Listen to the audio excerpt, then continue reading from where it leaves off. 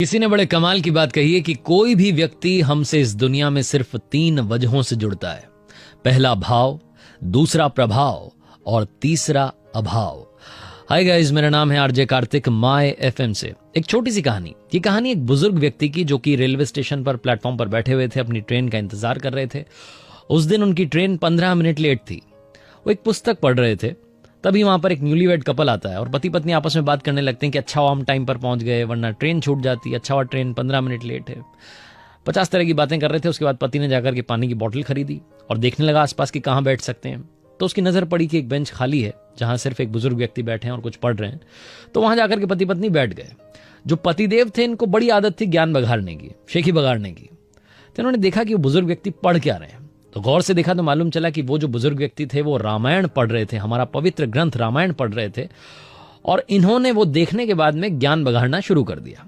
तो पतिदेव ने उन अंकल जी से कहा कि अंकल जी, आपकी इतनी उम्र हो चुकी है, अब आप बुढ़ापे में आकर के भी यही सब पढ़ रहे हैं।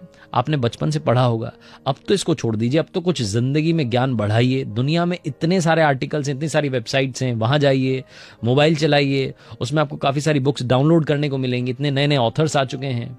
अगर आपको ये नहीं करना तो आप ओटीटी प्लेटफॉर्म आ गए, आप सीरीज देख लीजिए, मूवीज देख लीजिए। बहुत कुछ कहने लगा और अपनी तरफ से सजेशन देने लगा कि मैंने कल ही ये देखी है, परसों वो देखी, आप ये देखिए, बड़ी अच्छी सीरीज है। एक्ट्रेस के नाम बताने लगा। वो जो अंकल जी थे वो चुपचाप कुछ नहीं बोले, मुस्कुराते रहे और पढ़ते रहे। 15 मिनट के बाद में ट्रेन का हॉर्न बजा, ट्रेन प्लेटफॉर्म पर आई।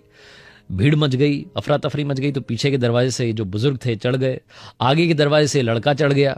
1 मिनट वहां ट्रेन रुकी, उसके बाद में ट्रेन रवाना हो गई। और 2 मिनट के बाद में फिर से अफरा तफरी मच गई, चेन पुलिंग हो गई। तो उन्होंने मालूम किया बुजुर्ग व्यक्ति ने कि क्या हुआ, क्यों रुकी है। तो मालूम चला कि किसी ने बताया कि अंकल जी, एक वो लड़का आगे चढ़ा था जिसकी पत्नी वहां पीछे प्लेटफॉर्म पर छूट गई है, तो उसने चेन पुलिंग की है।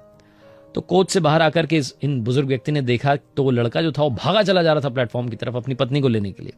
वो अपनी पत्नी को वापस लेकर के आया, कोच में अंदर आया। जब चढ़ गया अंदर, तो जो बुजुर्ग व्यक्ति थे इन्होंने कहा कि बेटा, अब मैं आपको ज्ञान देना चाहता हूं। वहां प्लेटफॉर्म पर आपने मुझे बहुत सारा ज्ञान दिया, बहुत कुछ बताया कि ये करना चाहिए, वो पढ़ना चाहिए, ये देखना चाहिए।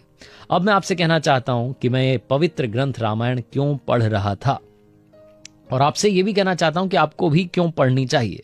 अगर आपने रामायण पढ़ी होती तो आपको ये मालूम होता कि जब भी हम कभी यात्रा करते हैं तो अपने परिवार को पहले आगे चढ़ाना चाहिए। चाहे बच्चों के साथ हो, पत्नी के साथ हो, उनको आगे बढ़ाना चाहिए, उसके बाद में खुद चढ़ना चाहिए। लेकिन आपने रामायण तो पढ़ी नहीं, तो आपको मालूम नहीं है। रामायण में किस्सा है जब प्रभु श्री राम रवाना होते हैं वनवास के लिए अपने छोटे भाई लक्ष्मण के साथ में, अपनी पत्नी माता सीता के साथ में। तो सबसे पहले माता सीता से कहते हैं कि आप रथ में चढ़िए। चढ़ी रथ सिय सहित 2 भाई, चले हृदय अवधई सिरुनाई। और एक और किस्सा है जब वो नदी पार करने के लिए अपने परम मित्र केवट की नाव का सहारा लेते हैं और नाव में जब चढ़ने की बारी आती है तो सबसे पहले माता सीता से कहते हैं कि आप चढ़िए। राम सखा तब नाव मंगाई, प्रिया चढ़ाई चढ़े रघुराई। वहां पर भी माता सीता को पहले कहते हैं कि आप नाव में चढ़िए, उसके बाद में प्रभु श्री राम और भाई लक्ष्मण चढ़ते हैं। ये अगर आपने पढ़ी होती तो आपको मालूम होता कि क्या करना चाहिए।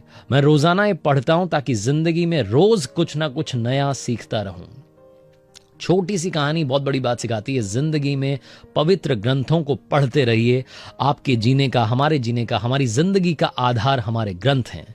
जिसने ग्रंथ पढ़े हैं उसे काफी कुछ नया सीखने को, नया जानने को मिलता है और जिंदगी में आगे बढ़ने की शक्ति मिलती है, प्रेरणा मिलती है। इसलिए आपसे अक्सर कहता हूं और आज भी कहूंगा इस कहानी के आखिरी में कि ऊपर वाले के आशीर्वाद के साथ, अपनी मेहनत के साथ, अपनों के प्यार के साथ कर दिखाओ कुछ ऐसा कि दुनिया करना चाहे आपके जैसा।